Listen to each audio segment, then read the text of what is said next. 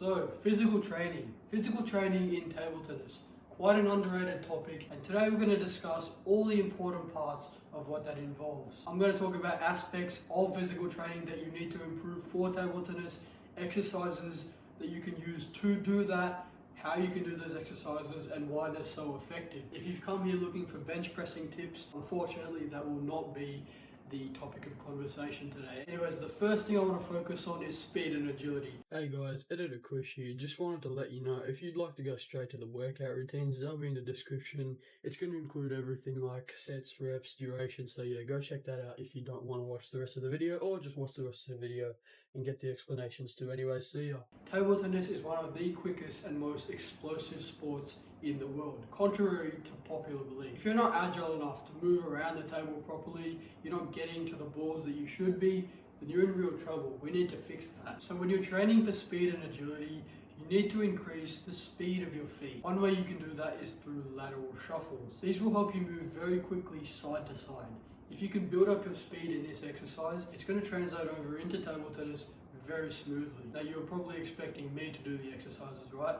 Well, I have a great excuse. I've broken my back, so I will not be doing these exercises for you. Instead, I'll just be talking about them. Another exercise you can do is cone drills. Basically, you're just setting cones out in front of you, fairly close together, and trying to skip, hop, move quickly in between them. Get from point A to point B with cones in the middle as fast as you can. Another thing you want to focus on for your speed and agility is bodyweight plyometric exercises.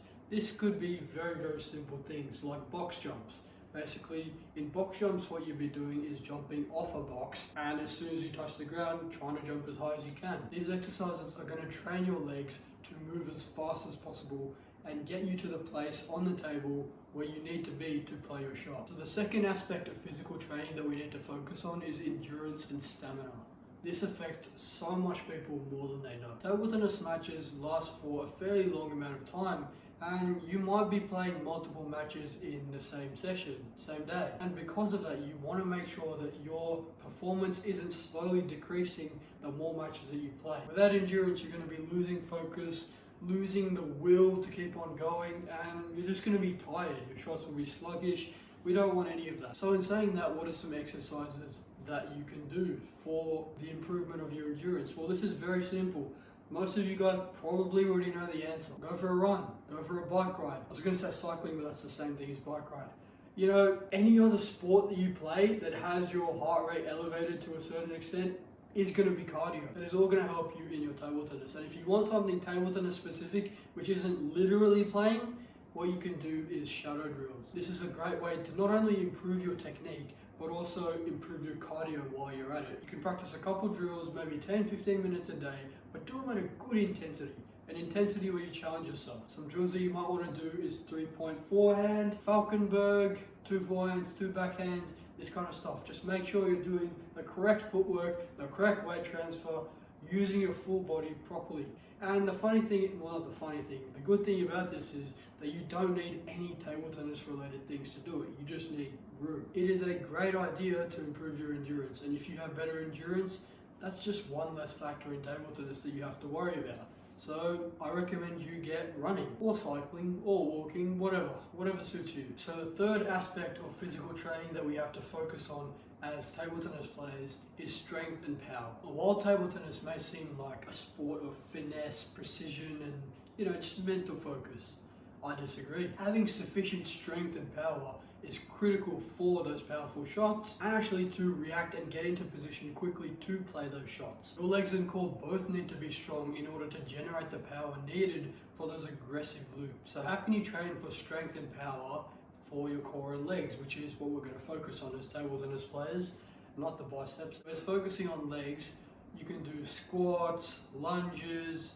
frog jumps, leg presses, gym leg exercises, leg extensions, hamstring curls, all this stuff. Or you can do as simple as something like a box jump like we talked about earlier. That will also help. But why you need to train your legs is because if you're stranded here playing a pivot forehand, if the next ball comes to the other end of the table, then you're going to need that power coming from your legs to propel yourself to where the ball is. The same applies for your core. You need to train your core. Without having sufficient core strength, you're not going to have that snap and that explosiveness in all your loops, because remember, power comes from the body. How can you train your core? Planks, leg raises, these sort of exercises. But I also want to put a large focus on this sort of movement. An exercise you can do to replicate this sort of movement that we also use in table tennis is Russian twists. You don't need anything for the Russian twists. You can hold your textbook, you can hold your backpack, probably not a backpack, that's too big. You can hold a weight and just move side to side lying on the ground like the photo suggests. Depending on where you're at, you don't even need a weight. You can do it without the weight, but this is the most table tennis focused sort of ab exercise, because yes, you can do leg raises, but when you're doing that sort of movement in table tennis anyway, it will help. You'll get a better six-pack, but it's also about the rotation of the waist and the exercises that help you do that specifically. So yeah, having the adequate strength in your legs and core will help you a lot with getting to the ball and playing powerful shots once you get to the ball. So yeah, that basically sums it up. You don't have to murder yourself trying to do these really intense workouts.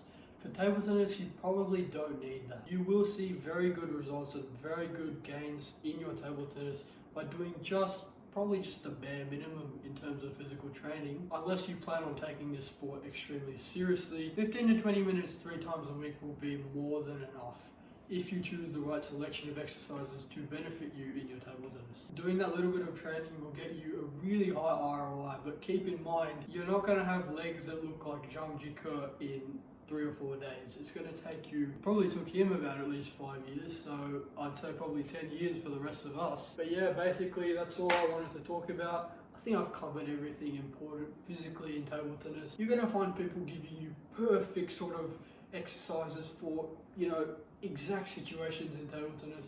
But for this video, for this channel, this is going to be stuff that everyone can implement. Anyways, that's all I have, so I'll see you another time.